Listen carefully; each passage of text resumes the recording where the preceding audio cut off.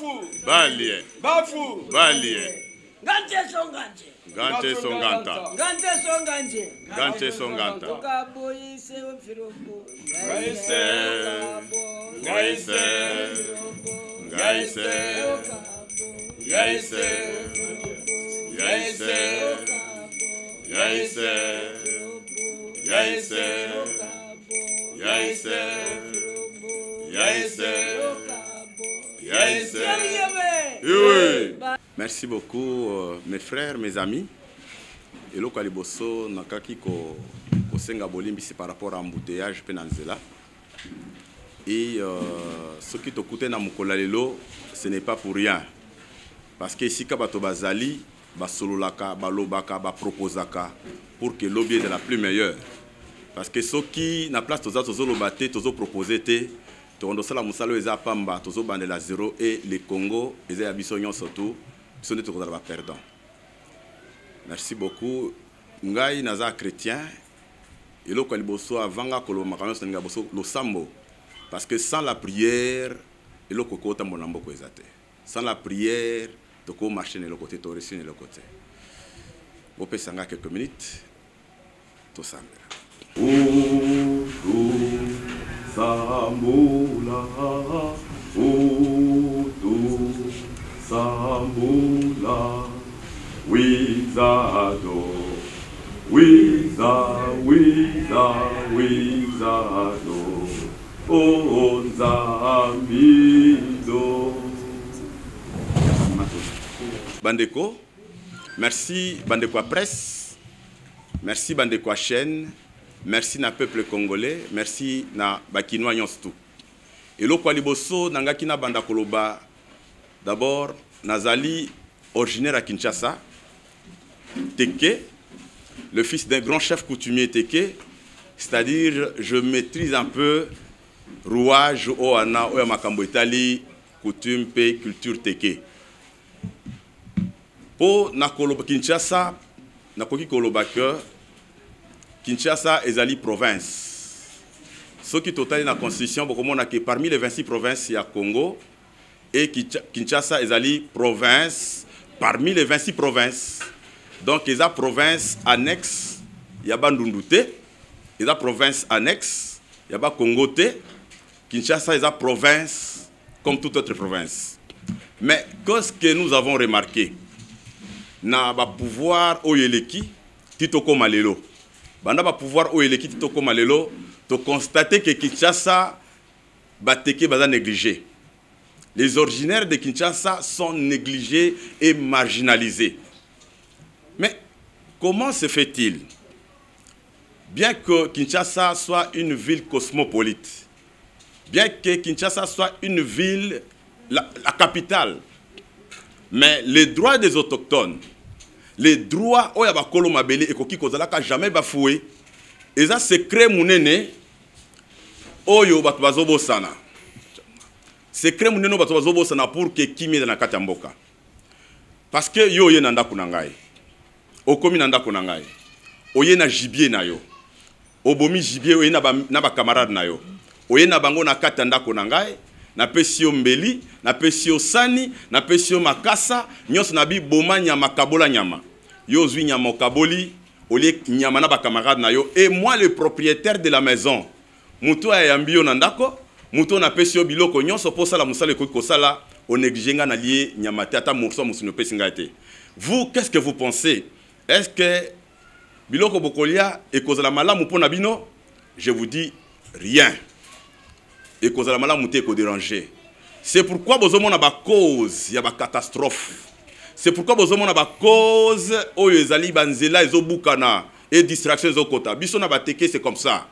Na ba teke tona ba pouvoir na ba puissance na biso o ezalaka que ceux qui ont négligé yango to kolobelo côté frustration et côté kat na biso et ko sala keloko ko sala ko simbate. Et je vous dis plus grave, ceux qui botali na kati ya province ya Kinshasa. Il y a même pas un ministre teke. Donc muteke na kati ya province na ye, na kati ya mabele na ye. Esika bakunda bakoko na ye, esika mikwaya bakoko na ye zali, et capitale les on a siège à l'institution oye kosala ke pesa force na Congo mobimba mais bakolo mabele baza négligé parfois bokoloba non bachaki ba quinoa non il y a une différence entre quinoa na originaire mes frères zwan zete boaka na mai tian zete na mai ate sali 100 ans et kokomaka jamais ngando pourquoi parce que zan zete et c'est ngande mbisi to ngando na mai azala kaka ngando donc biloko wana tolobaki on a ba pouvoir ou kaka tolobaka que nous sommes négligés nangaki ko bonkisama mukie ezalaki penda historique qui a peuple tekete mezali place ya peuple teke na gestion ya république tolobaki que peuple teke aza originaire à Kinshasa et Kinshasa est une province comme toute autre province. Kinshasa est compté parmi les 26 provinces au Congo. Mais qu'est-ce que nous avons constaté? Nous avons constaté depuis le régime passé et que les originaires de Kinshasa sont négligés. Ils négligés, beaucoup remarqué que dans le gouvernement, il n'y a même pas un ministre dans le gouvernement national. Aucun gouvernement provincial, il y a Kinshasa, où ils ont propre province, il y a Bateke, na Baumbu, il n'y a même pas un ministre. Et je ne sais pas, est-ce que Kinshasa est allé province sous tutelle, il y a province à Bas-Congo? Non. Kinshasa est la province sous tutelle, il y a province à Bandundu? Non. Kinshasa est allé province comme toute autre province. Kinshasa et Sengeli est bénéficié na ba droit na yango, lolenge ba province nyonso ezako bénéficier. Soko kei na Kasai, okokuta gouverneur aza Kasayen et tous les ministres sont Kassaïens. Ok na ba Congo, okokuta ba gouverneur aza Mukongo et ok ba ministre ba Congo. Ok na Équateur okuta gouverneur aza Mongala et tous les ministres sont des Bangala. Mais à Kinshasa, oui, nous sommes un peuple hospitalier. Bien que les villes cosmopolites, où il est regroupé Batounyos, mais les droits des autochtones ne peuvent pas être bafoués. C'est pourquoi Bozomon a béchek Moussoussou, c'est pourquoi Bozomon a Moutalali a zui Dena Salaboylobi a Kebiro et Salamité, c'est parce que Bakolo Mabele Bazole là. Kolele Bakolo Mabele ezo permettre péter que Makambo et Bonganzele Bonga. Soki Totali, Malam. Tant que vous formez le gouvernement, Mikolo Elekaki. Vous avez poste à Kinshasa, au nord, aux Kinois. Mais il y a une différence entre les Kinois et les originaires à Kinshasa. Kinois, Azamuta, Outi na Moka, na Yatabota Maawa. Mais Azana ba souche, ou Outi na province na ye. Ceux qui battent la carte d'électeur na yo, comme on a province d'origine, ils ont peut-être Kwilu, province d'origine, ils ont peut-être Maniema, province d'origine, ils ont peut-être Nord Kivu. Mais tu es né à Kinshasa. Mais tu peux citer. Mais quand même, il faut que tu bénéficier de droits les plus légitimes et inaliénables. C'est pourquoi nous avons lancé appel à Bakonzi. Peuple teke a marginalisé. Ils ont tribalisme, ils ont division. Mais quand même, tu respecter la Constitution, l'article 90, l'alinéa 3. Où il lobby représentativité nationale. Tant que lobby représentativité nationale, c'est-à-dire Kinshasa peut, tant que va ministre, il faut qu'il y ait aussi un ministre. Ça sert à quoi ceux qui ont formé le gouvernement et que Mouteke Moukolo Kinshasa zate et que Kei Bossali Moussala est ressurté. Qu'est-ce que le peuple gagne? Le peuple a gagné ni na suite dans le Simanango. Nini ekosala passe soki na kata gouvernement à 30 personnes et que 2-3 bateke bazana kata gouvernement. Eko bebisa eloko nini eko panzape eloko nini. Biso susi na biso na kata Kinshasa bateke na baumbu ezali boy. Tozo senga na papa mokonzi. Touti kosala consultation. Ba consultation eleki. Bato bakei ndenge na ndenge. Na kata ba parti politique, na kata ba regroupement politique. Il y a des téqués. Parce que parti politique, ils ont un caractère national. C'est-à-dire, ils ont regorgé dans la province. Ce qui est besoin de c'est-à-dire que côté est un parti nabino. Vous copter un moutéké. pour que ou deux pour que gouvernement ezala quand même ezala pour qu'il y ait une justice distributive. Tant que tout ça là biloko gouvernement et que tekaza ta kolobani injustice, je suis marginalisé babwa kingai na kolobate na za peuple pacifique mais na kata motema na maloba na ngai e ko permettre te eloko moko esimba et ko permettre te nzela esimba soko kina ba Congo kuta ba Congo a Cataract ba Congo a ba ministre provincial mais à Kinshasa même pas un ministre provincial, même pas un ministre provincial na Kinshasa na mboka ya bakoko na bango mais tant boke ça l'agriculture na plateau boko loba na monoko nini bakoko nini bakoyamba bino po biloko bota tant boko kono sala pont tant boke sala banzela tant boke ncha ba béton boko loba na monoko nini bakoko nini oya bino mikwa nini bakunda wana o ko répondre bino ponzela ekangame simba eko simba te parce que moto akenda ki wana bakoko ya bakolo mabeli bazate c'est ça nzambe nda tiaki biso ke tozala ba propriétaire terrien na Kinshasa oyo tuyambi batu nyonso mais ba droit na biso ezala vraiment respecté na esabino loko moko boyebi pourquoi papa Etienne Tshisekedi abanda ko reçu na ba marche na ba ville morte peut-être batumi baye bakangote ba sage wana ba icône wana bayebaki makambo ebele icône wana avant ville morte azalaki ko benga ba conseiller privé wana même entourage baye bangote. Entre autres, mon père, azalaki conseiller privé, mon ba conseiller privé, il y a papa Etienne. Oyo avant marche, avant ville morte, badako kutana 2 jours avant, ba bongisi makambo. Ngombozo mona so babi ville morte. Et bando dans la ville morte à Solo. Dans la ville morte à Lisekité et nzele kaukinyos. Parce que ayeba kike nazo sala awa na benga pena intégré pe na kati na ngai moko ya bakolo Kinshasa poye aloba asaka abondela bakolo na bakolo bakoko na ye abondela nzambe na bango pour que eluto toza ko bunda et réussir. Ça aussi eza moko oyo toza ko senga na mokonzi ya mboka akukape ko landa ko ambwate pa na likolo ya papa. Eza très important. Lelo ba flatteur ba komi ebele.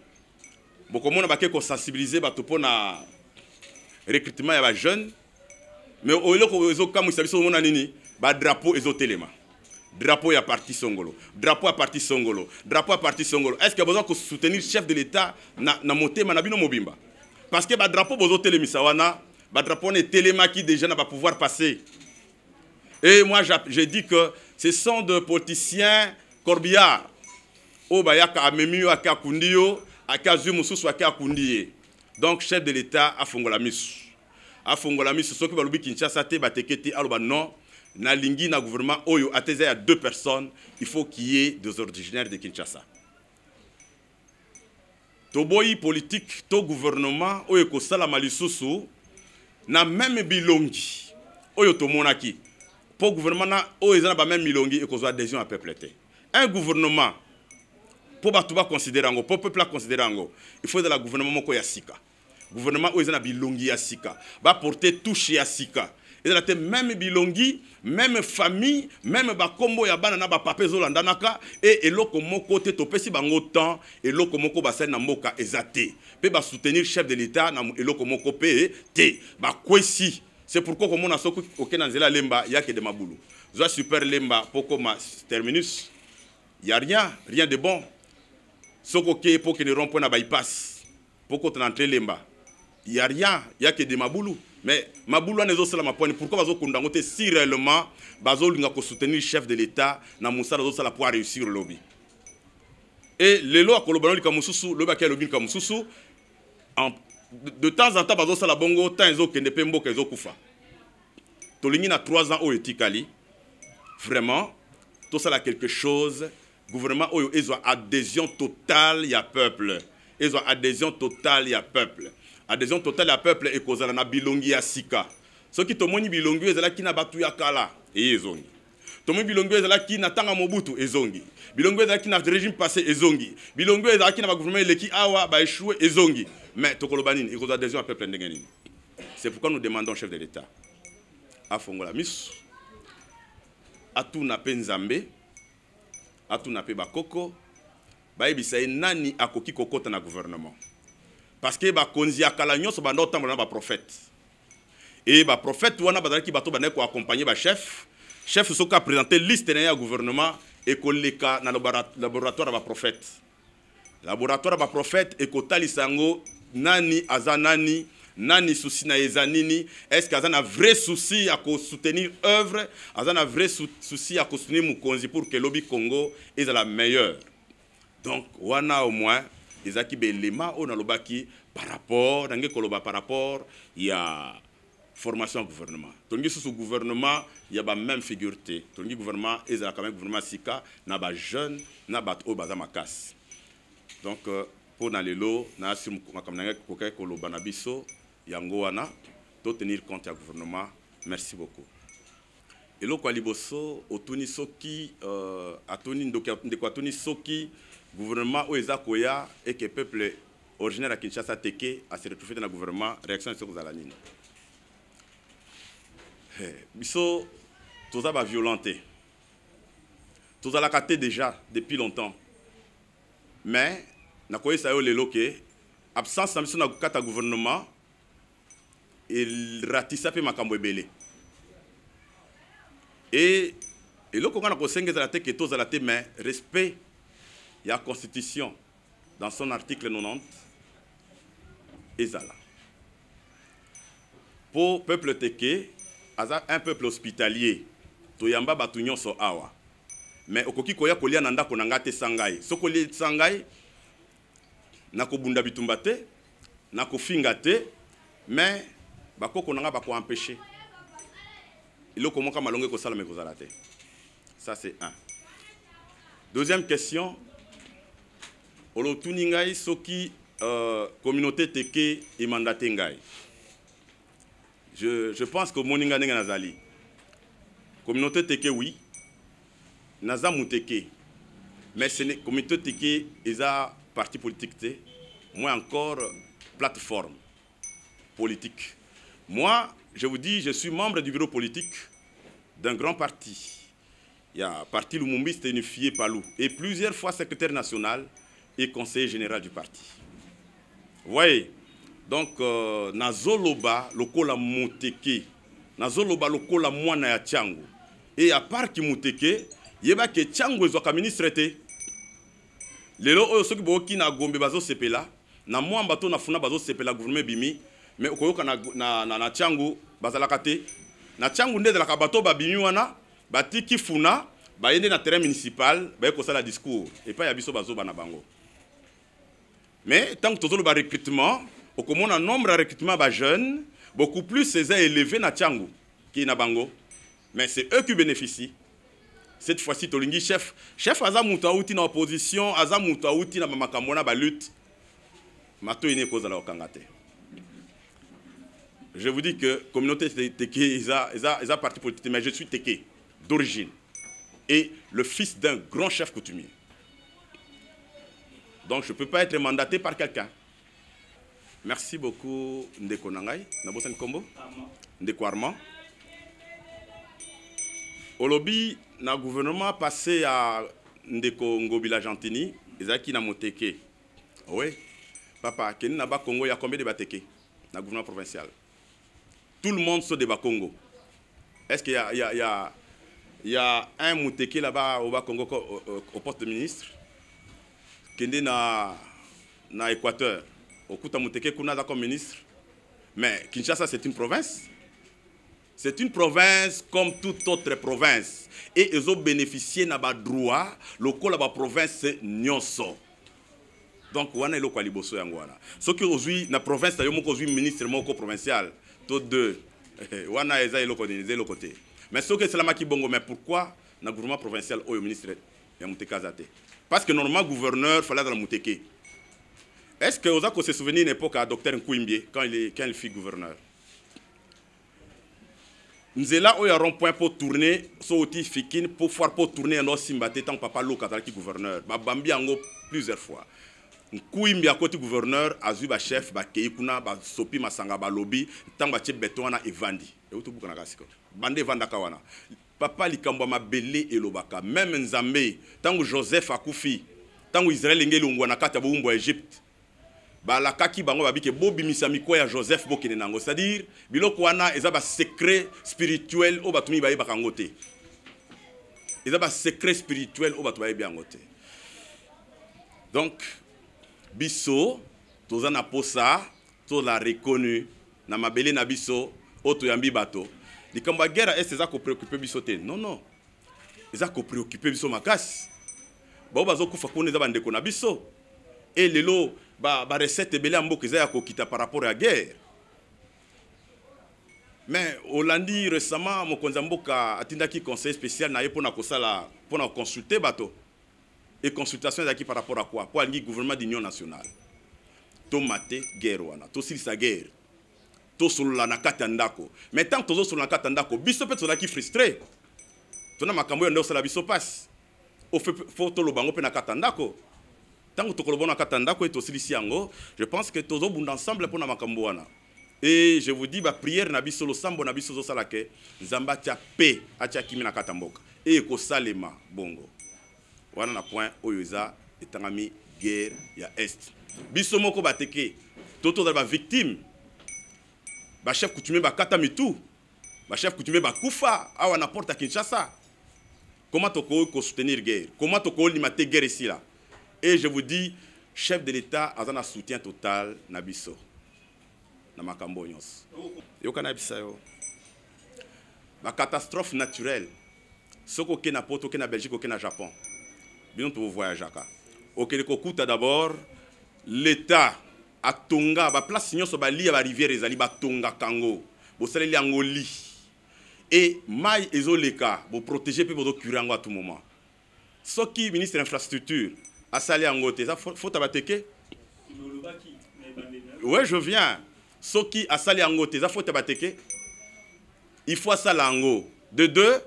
Et l'autre nyonso to basala rango moni avant même ko kende ko sala makambo ba mai wana bozui ba fumu bozui ba notable ba vanda kala na ba coin wana bo bengi bango ba ke ba lobi maloba ba boaki makasi na mai ba selo sambo na ngo pembe na mai et ministre de l'infrastructure travaux publics azu mon salaire ko sala yango oyebi ke mais andi les rivières monene ko ko biso pour na transport to ko cha ba kanu rapide to curer yango to tongi yango ba che ba kanu rapide wana ezolonga ba to kende lemba imbu bato ke kimwenza baza ko zanzela wana na bakano rapide bazo ke na babato ni les anga poto tiango. Donc avec ça tokoki ko évoluer sur ces dossiers mais iba ke ko lukate bato ba lela so bato bazo lela ezalaka bien te. Africa cool, et abena cool, ouais. Africa cool, abena cool, le quoi cool matopi. Après toujours, après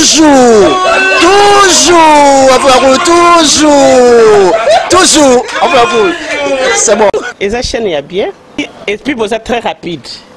Et ça très rapide, et ça chaîne mon co, bah quoi ça a bien confiance. En tout cas, nazo senga na bato oyo nanu ba souscrire te bazwa. Donc, eza vraiment net oyo ba lobakaki boka lelo, lamba lelo, lia lelo. Vous voulez le Congo pour que le Congo devienne cool, pour suivre les cool analyses, alors revenez et abonnez-vous massivement. Bobozana Moana, massivement. Alors beaucoup de gens ils pensent que l'Afrique cool donne l'information en temps réel.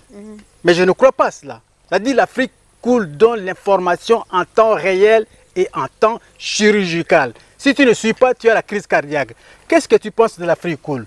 C'est pépélé. Africa Cool, c'est la destination de prédilection pour une communication optimale.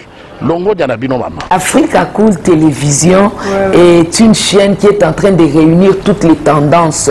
Donc les chrétiens s'y retrouvent, les païens s'y retrouvent, les politiciens s'y retrouvent, les femmes ménagères s'y retrouvent.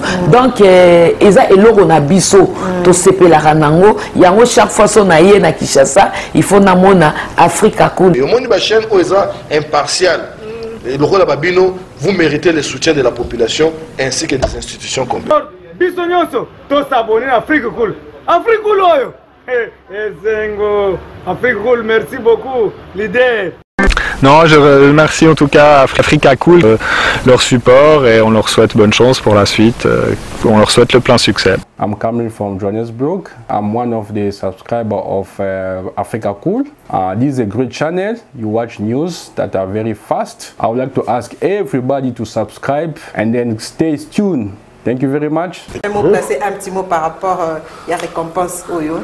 Ah, je félicite très sincèrement Africa Cool. Voilà. Je n'avais pas opéré le mauvais choix. Voilà. J'avais recommandé, je me rappelle que je disais que c'était une destination de prédilection pour une communication optimale d'excellence. Voilà. Nazanga Mogote Tala, YouTube Yemoko à reconnaître que Napona qui m'a bêté. Au moins, il y a choix to salaka, ba réflexion to salaka. Tikalaka abonné à Africa Cool. Voilà. Comme ça, tu partages. Bravo Africa Cool. Merci beaucoup. Bravo Bino. Mutubo s'abonner parce que trophée Ezali à Bino, voilà. Ezali partagé. Voilà. Moi, je me sens aussi copropriétaire. Il y a prix Oyo. Voilà. Bravo Africa Cool. Merci beaucoup.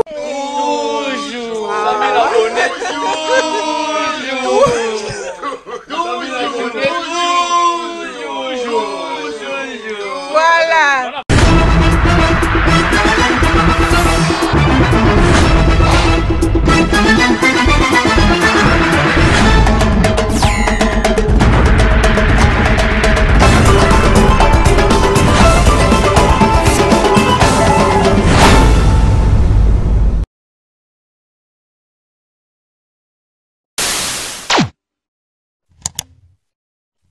Africa Cool, et abena cool, Africa Cool, abena cool, le quoi cool matopi.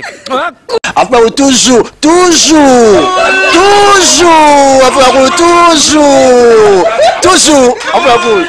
c'est bon. Et ça chaîne est bien, et puis vous êtes très rapide. Et ça très rapide, et ça chaîne moko, bah quoi ça a bien confiance. En tout cas, nazo senga na bato oyo nanu ba souscrire te bazwa. Donc, eza vraiment neti oyo balobaka ke boka lelo, lamba lelo, lia lelo. Vous voulez le Congo? Pour que le Congo devienne cool, pour suivre les cool analyses, alors revenez et abonnez-vous massivement. Massivement. Alors, beaucoup de gens ils pensent que l'Afrique Cool donne l'information en temps réel.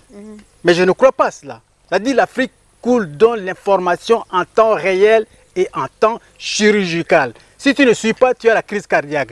Qu'est-ce que tu penses de l'Afrique Cool? C'est PPLR. Africa Cool, c'est la destination de prédilection pour une communication optimale. Longo Dianabino Mama. Africa Cool Télévision est une chaîne qui est en train de réunir toutes les tendances. Donc les chrétiens s'y retrouvent, les païens s'y retrouvent, les politiciens s'y retrouvent, les femmes ménagères s'y retrouvent. Donc Eza Eloro Nabiso, to sepe la ranango, yango chaque fois son aïe na Kinshasa, il faut namona Africa Cool. Et au monde de la chaîne Oeza impartial. Et le rôle de Babino, vous méritez le soutien de la population ainsi que des institutions complètes. Biso nyonso to s'abonner à Africa Cool. Africa Cool oyo. Zengo. Africa Cool, merci beaucoup leader. Non, je remercie en tout cas Africa Cool, leur support, et on leur souhaite bonne chance pour la suite. On leur souhaite le plein succès. I'm coming from Johannesburg. I'm one of the subscribers of Africa Cool. This is a great channel. You watch news that are very fast. I would like to ask everybody to subscribe and then stay tuned. Thank you very much. Placer un petit mot par rapport à la récompense Oyo. Ah, je félicite très sincèrement Africa Cool. Voilà. Je n'avais pas opéré le mauvais choix. Voilà. J'avais recommandé, je me rappelle que je disais que c'était une destination de prédilection pour une communication optimale d'excellence. Voilà. Nazanga Mogote Tala, YouTube Yemoko à reconnaître que Napona qui m'a bêté. Au moins, il y a choix to salaka, ba réflexion to salaka. Tikalaka abonné à Africa Cool. Voilà. Comme ça, tu partages. Bravo Africa Cool. Merci beaucoup. Bravo Bino. Mutubo s'abonner parce que trophée Ezali à Bino, voilà. Ezali partagé. Voilà. Moi, je me sens aussi copropriétaire. Il y a prix Oyo. Voilà. Bravo Africa Cool. Merci beaucoup.